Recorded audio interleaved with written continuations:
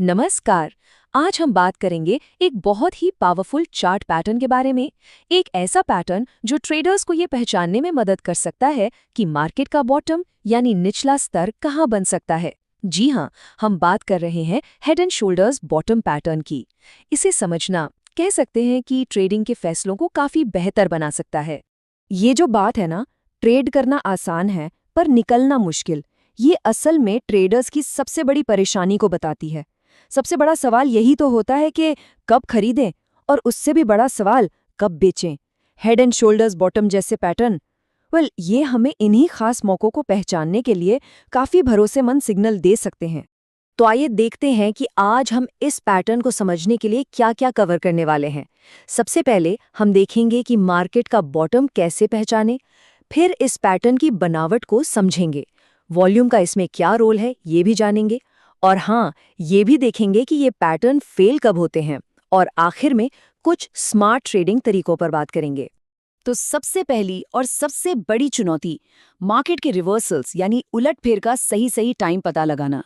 सच कहूं तो ये बहुत ही मुश्किल काम है, लेकिन कुछ चार्ट फॉर्मेशंस जैसे कि ये हेड एंड शोल्डर्स बॉटम हमें कुछ बहुत जरूरी इशारे दे सकते हैं। चलिए अब सीधा मुद्दे पर आते हैं। हेड एंड शोल्डर्स बॉटम ये एक क्लासिक बुलिश रिवर्सल फॉर्मेशन है। मतलब ये बताता है कि मंदी का दौर खत्म होकर तेजी का दौर शुरू हो सकता है। तो देखते हैं कि ये बनता कैसे है और इसकी पहचान क्या-क्या है। ये पैटर्न दरअसल मार्केट की एक कहानी बताता है, एक विजुअल स्टोरी।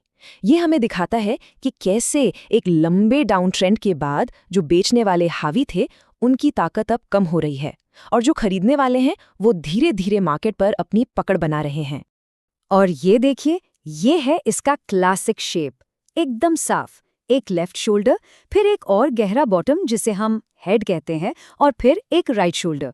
ये तीनों मिलकर एक क्लियर बॉटम बनाते हैं। अब इन तीन निचले पॉइंट्स के बीच जो ऊंचे पॉइंट्स हैं उनको जोड़ने वाली लाइन को नेकलाइन कहते हैं, और ये नेकलाइन एक बहुत ही जरूरी लेवल की तरह काम करती है।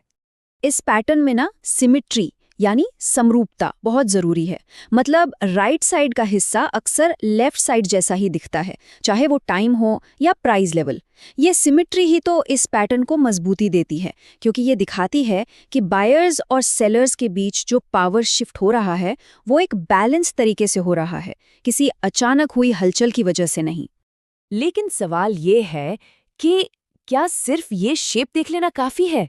क्या हम पक्के तौर पर कह सकते हैं कि ट्रेंड अब पलटने ही वाला है? हमेशा नहीं। हमें एक और मजबूत कंफर्मेशन की जरूरत होती है। और यहीं पर वॉल्यूम एक बहुत क्रिटिकल रोल प्ले करता है। ये एक कंफर्मेशन टूल की तरह है। देखिए, एक असली रिवर्सल में जब कीमत नेकलाइन को तोड़कर ऊपर जाती है तो वॉल्यूम में एक बड़ा उछाल दिखता है। ये बताता है कि हाँ, खरीदार अब पूरे दमखम से मैदान में है। अगर वॉल्यूम नहीं बढ़ा तो हो सकता है ये बस एक छोटा मोटा बाउंस हो, असली रिवर्सल नहीं। इसे ऐसे समझिए, आमतौर पर राइट शोल्डर पर वॉल्यूम कम हो जाता है। ये क्या दिखाता है? ये दिखाता है कि बेचने वाले यानी सेलर्स अब या तो थक चुके हैं या मार्केट में उनकी दिलचस्पी कम हो गई है। और बस यही वो मौका होता है जब बायर्स पूरी ताकत से कीमत को ऊपर की तरफ धकेलते हैं। अब ये डेटा देखिए, ये काफी कुछ कहता है।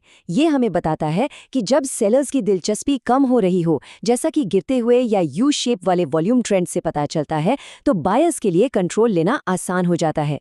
और फिर जो रैली शुरू होती है वो ज्यादा मजबूत होती है, मतलब रिटर्न भी बेहतर मिलने की उम्मीद रहती है। लेकिन एक मिनट, हर वो पैटर्न जो हेड एंड शोल्डर्स बॉटम जैसा दिखे जरूरी नहीं कि वो काम करे ही, वो फेल भी हो सकता है। इसलिए ये जानना भी उतना ही जरूरी है कि वो कौन से रेड फ्लैग्स हैं, वो कौन से चेतावनी के संकेत हैं जो बताते हैं कि ये पैटर्न शायद फेल हो जाएगा। तो ये पैटर्न दो तरह से फेल हो सकता है। पहला, ये नेकलाइन के ऊपर जा ही नहीं पाता, मतलब ब्रेकआउट ही नहीं होता। और दूसरा, जिसे 5% फेलियर कहते हैं, इसमें ब्रेकआउट तो होता है लेकिन रैली में दम नहीं होता। वो 5% से ज्यादा ऊपर जाने से पहले ही फुस हो जाती है और कीमत वापस नीचे आ जाती है। यहाँ पर इन दोनों तस्वीरों को देखिए, एक तरफ सफल ब्रेकआउट है और दूसरी तरफ फेलियर। दाईं ओर वाले फेल पैटर्न में साफ दिख रहा है कि राइट शोल्डर से जो रैली उठी वो बहुत ही कमजोर थी, इतनी कमजोर कि वो नेक लाइन तक पहुंच भी नहीं पाई। ये साफ साफ इशारा है कि ट्रेंड बदलने का कोई इरादा नहीं है। तो ये कुछ बहुत ज़रूरी रेड फ्लैग्स हैं, जैसे राइट शोल्डर से बहुत कमज़ोर रैली होना, या फिर वॉल्यूम का पैटर्न अजीब हो। मान लीजिए राइट शोल्डर पर वॉल्यूम लेफ्ट शोल्डर से ज़्यादा हो गया, ये तो उल्टा हो गया। इसका मतलब है कि सेलर्स अभी भी एक्टिव हैं और रिवर्सल की उम्मीद बहुत कम है। तो अब सवाल ये उठता है कि इस सारी जानकारी को असल में इस्तेमाल कैसे करें। चलिए अब कुछ ज़रूरी आंकड़ों और प्रैक्टिकल तरीकों पर नज़र डालते हैं। एवरेज की बात करें तो एक सही head and shoulders bottom pattern बनने के बाद कीमत में करीब 38% तक का उछाल देखा गया है। ये एक काफी बड़ा मूव है और यही वजह है कि ट्रेडर्स इस पैटर्न पर इतनी पैनी नजर रखते हैं। और ये एक और दिलचस्प बात है, पैटर्न का शेप भी मैटर करता है। डेटा बताता है कि जो पैटर्न लंबे और संकरे होते हैं, यानी टॉल और नैरो, उन्होंने हिस्टोरिकली बेहतर परफॉर्म किया है। शायद इसलिए क्योंकि ये एक ज़्यादा तेज और डिसाइसिव रिवर्सल का संकेत देते हैं।